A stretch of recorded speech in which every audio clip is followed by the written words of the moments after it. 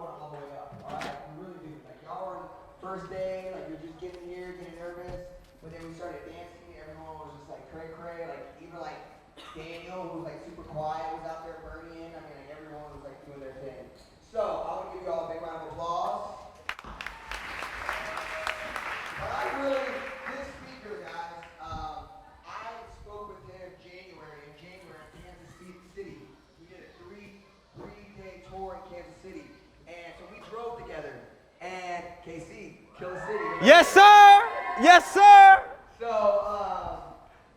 yeah, so we drove around. I got to hear his story. Basically, his name is James Harris. His rap name was Dewey Da Don. He's an upcoming rapper from Kansas City that's just transferred. Like I told him, Atlanta adopted us, so he's in Atlanta now. And the reason why he's in Atlanta is because he's part of Usher's New Look mentoring nonprofit program. He runs their mentoring program for Usher. He is as well as, on account to be seen as Usher's mentee. So we have him here, and he's such a big deal that he made me upgrade his flight because he asked to leave here to an Usher movie premiere. So I was like, okay, can you take me with you? Okay. So Sorry, this guy I got it last minute. Has a crazy story.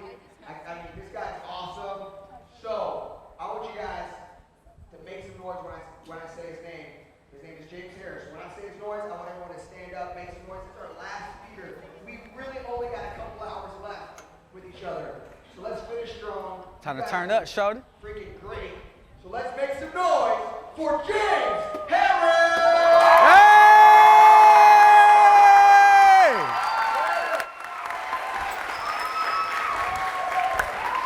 Appreciate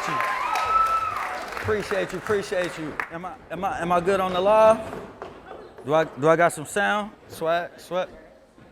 I think they Mike. Oh, now we good. Okay.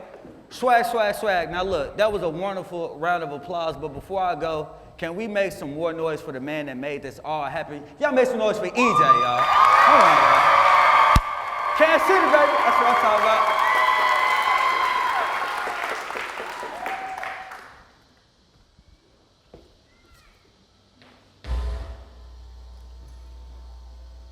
A little more value. There we go.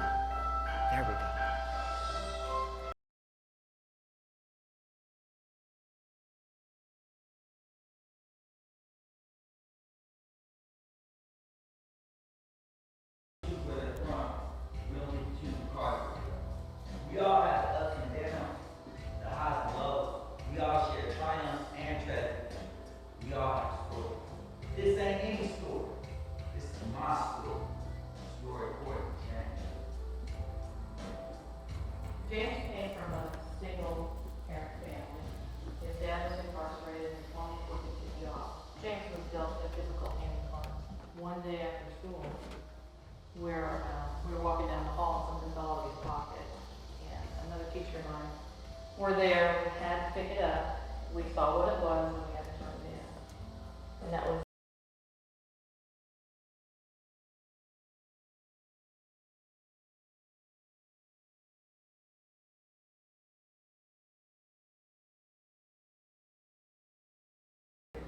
and even if he got out of jail, he could have possibly ended up dead. There was an opportunity that came about with Usher Newark, and we had to select a student. She looked beyond the trouble that he was in and found that there was a child in need. People don't always get an opportunity to make the mistakes that I've made and still receive grace. I saw James go away to Usher Newark as somebody who wanted to just focus on his music, but what I saw come back was James a leader.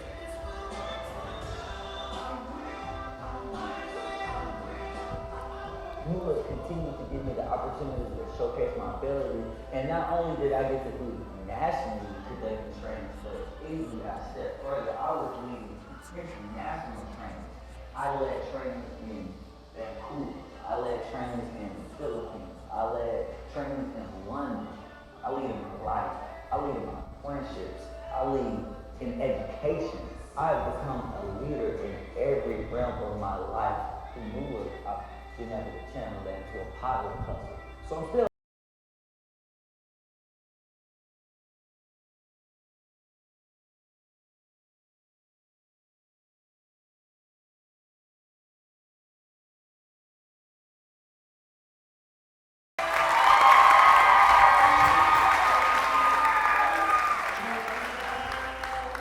So, I always first like to start this off with asking, what do y'all think it was that fell out my pocket? Come on, just blurt it out. What? Oh, you know me so well, don't you? Yes, yes. Ironically, how I even got involved or introduced to Usher's New Look, when I was a senior in high school, I was caught with an ounce of marijuana, 28 grams, a full thing, you know what I'm saying, out my pocket. Now look, don't get it twisted. It's never that I wasn't intelligent in school. It was hard for me to connect the relevancy of what it was that I was learning and how it applied to my living conditions. Like EJ told y'all, I'm from Kansas City, Kansas. You know what I'm saying? They call it Killer City.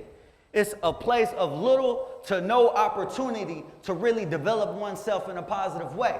So a lot of people find themselves doing the same things. Either they working a little dead-end job or they out there hustling, you know what I mean? Now to really understand the person that y'all see standing before y'all, y'all gotta understand the two halves that make the whole, okay? Growing up, I was exposed to two completely extreme dynamics within my household. It was my father's side of the family, and it was my mom's side of the family. Notice how I put my dad on the left and my mom on the right. My dad is considered to be and still one of the biggest drug kingpins in Kansas City, Kansas. I could tell y'all stupid, crazy stories for days, you know what I'm saying? Y'all know like tractor trailers, like 18-wheelers? Swear to G, you know what I'm saying? The most weed I've never seen my dad with, he had a whole tractor trailer full of pounds of weed, loading it up into my sister's house, you know what I'm talking about? So growing up, I was exposed to a lot. It kind of, you know, what my perception of what reality was, but I always tell people it's not all bad. Because from my father's side of the family, that's where I get my hustle. That's where I get my drive, my charisma. That's where I learn how to work and talk with people, you know what I'm talking about? Now, on the flip side of that, it's my mom's side of the family. I grew up watching my mom work 3 jobs to take care of me and my little brother.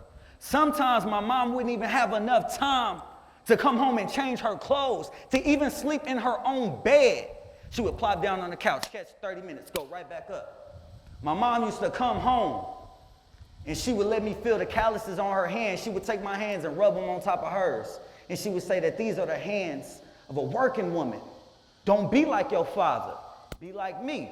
But despite the well wishes of my mom, like all young men growing up, I looked up to the positive role models in my life. Now, fast forward. In school, my favorite classes was marketing and entrepreneurship. I was a hustler. You know what I'm saying? Dollars always made sense. I sold clothes, I sold candy, sold my music. Sometimes I sold a little something that got me in trouble. And I never forget, ironically too, the teachers that caught me with that weed, they taught my favorite class. I never forget that year, we had a complete year to do a business plan. And they gave us full creative range and control. We could make the business plan about whatever it was that we wanted to do. And instead of me aligning this project with my passion, I approached work how I used to always approach it.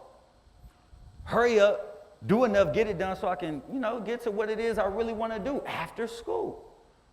So instead of me is that me with the, it might be the wind? Okay, swag, okay, we good.